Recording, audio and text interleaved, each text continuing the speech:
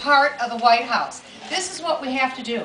We have to reform Social Security, reform Medicare, because those are the big cost drivers. Anyone 65 years of age or older needs to be able to keep the current level of benefits they're on, because that's what they've planned for. We cannot take that away from them. People between the ages of 55 and 65, we have to have some alterations there. People 55 and younger, we have to have a different system, where we emphasize personal responsibility and incentives, where people go ahead and plan for their futures.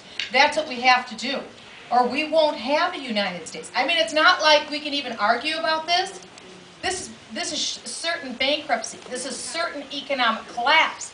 We have to be adults and deal with this. We are living in an age of infantilism. Yep, exactly. Where people think, hey, where's the money come from? You can spend anything you want, and it'll never come back to bite you. It's biting you, baby. Already, it's biting us. And so this is it. We've got to reform the entitlements. We drastically cut spending. And let me just tell you, this won't even be a stretch. I mean, the waste and abuse, you've never seen anything like it. One day, I flew into Washington, looked at a bill, it was like 25 million bucks, which is nothing for Washington, to go to foreign cats and foreign dogs in foreign countries. Okay. And I said, are these like American cats and dogs that got lost, or, you know, what is it? No, that's what it was. I mean, this is like nothing nonsense. It's the entitlements where all the money is at. But we need to drastically cut spending, which we can. All of our lives would be much better off if we would drastically cut the spending. Because do you know that federal employees, on average, make double what people in the private sector make? Yep. On average. If you get the wage and benefit package, 1 out of 5 federal employees pulls down over $100,000 a year. It is insanity. Yes. And it has to stop. Yes. And this is why it's so crucial. Because our national security is dependent upon a strong economy. Think back to Reagan, and think back to the collapse of the Berlin Wall, and think back to the Soviet Union. It wasn't for lack of will that the Soviet Union collapsed and that the Cold War was over. It was because they were bankrupt. That's what happened. Reagan got that.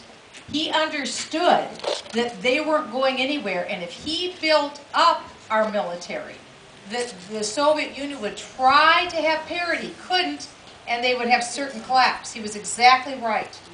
But now what are we seeing happening under Barack Obama, Pelosi, and Reid? If any of you ever watched Glenn Beck, you've maybe heard of the clove and pivot strategy. All it is if you got a problem, make it bigger and collapse it, and then you get everyone dependent. That's what's going to happen on health care. The Levin Group study said it. We're going to have 114 million people thrown off of their health insurance into the private markets because, hey, what employer isn't going to pay a $2,000 fine, and then it's not my problem, baby. Now it's yours. And that's nothing evil against employers. We are employers, my husband and I. It's, what are you going to do? And the government is only going to make it worse for employers to offer private health insurance. Don't you think this is by design? Yes. I do. Yes. To collapse the private insurance market and throw everybody into a single payer plan. All it means is government complete control of health care. Yes. Everything. It's all about November. It's all about November. Yes. And I want you to know it's worth it. Yes. It is worth it because we're a great. I want to end with just a very brief story. And I was so moved, I heard this story on February 2nd because the following day, on February 3rd, was the 67th anniversary of one of the most tragic incidents in American military history. It was 1943. The height of World War II, no one was certain if we would prevail. Hitler was at his power, Tojo was in power, and we had our young American GIs. They couldn't wait to become adults, lying about their age to get into the military to serve our country. That was not an age of infantilism. It was an age when people wanted to protect this country. They knew what was at stake. And that evening on February 3rd, there was a convoy of 3 ships going across. They were traveling east across the Atlantic from New York to Greenland, about 100 miles west of Greenland. there were reports of German U-2 boats and of German submarines in the waters. And the captain told the 902 GIs aboard the Dorchester to, boys, wear your uniforms tonight, wear your life jackets because you just never know. And of course, they were invincible. They were young and they were beautiful. And it was hot down in the hold, so a lot of them didn't bother to put their life jackets on. They were uncomfortable. They didn't even have, they wear what young men wear when they go to bed. That's what they had on. And so along about 1 o'clock in the evening, it was icy, freezing, frigid outside. A periscope came up out of the water and put in its sights the Dorchester and let 3 torpedoes go.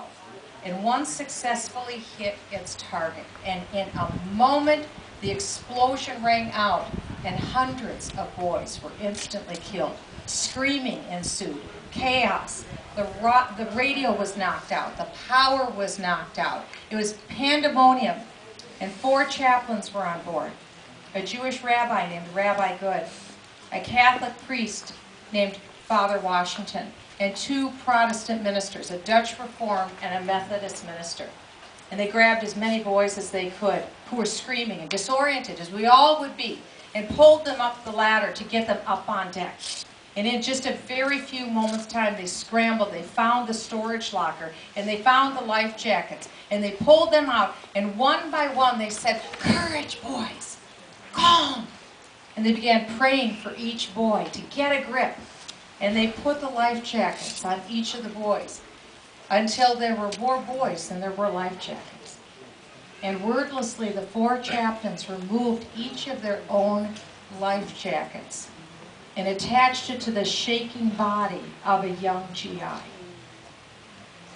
And it was less than 20 minutes from the time the torpedo hit until the Dorchester sunk. And witnesses later recorded there were something like 278 survivors from that tragedy out of 902 young GIs. Witnesses recorded that the last sight they saw of the 4 chaplains, they had their arms around each other, embracing each other, crying out prayers to the men. "Hold on, boys. Have courage. It will be well. Hold on." I tell you that story because that is who we are. That is the United States of America. Amen. That is the greatness from which we descend in this nation. And we simply refuse to give up this country to anything less than the cause of liberty. Yes. And that's why we are here. That's why I do the work that I do. That's why Christina pulled all of you here this evening. And I think that is part of the reason why Speaker Pelosi, Barack Obama, Harry Reid, who have a very different view of the world and a very different view of freedom, cannot prevail, must not prevail, and will not prevail. Yay! Because I believe as much as it is up to us on this patio gathered, you have to recognize we are enough. Yes. And we're not alone. We just represent just a thumbnail of all of the other like-minded people out there. So don't think we can't win. Oh, you bet we can win. Yes. You bet we can win. But we have to be smart, and we have to do what it takes, and I will tell you, it takes sacrifice. It will take some of you running for office, and some of you are, and I thank you for doing that. It will take you cutting checks, and you've been very generous, we must do more. And it will take you volunteering. And Phyllis Schlafly said to me earlier today, she said, "Michelle, you must tell everyone that they must give 5 hours a week." Well, I don't want to scare you all off with volunteering time. So I will ask you simply for a minimum of 5 hours between now and November. We can all do that, whether it's phoning or whatever we do, we can all do that. And before Marcus and I leave, and I know that we must, I want to thank Dr. Scott and Delane Levy for opening up this stunning, beautiful home. Thank you.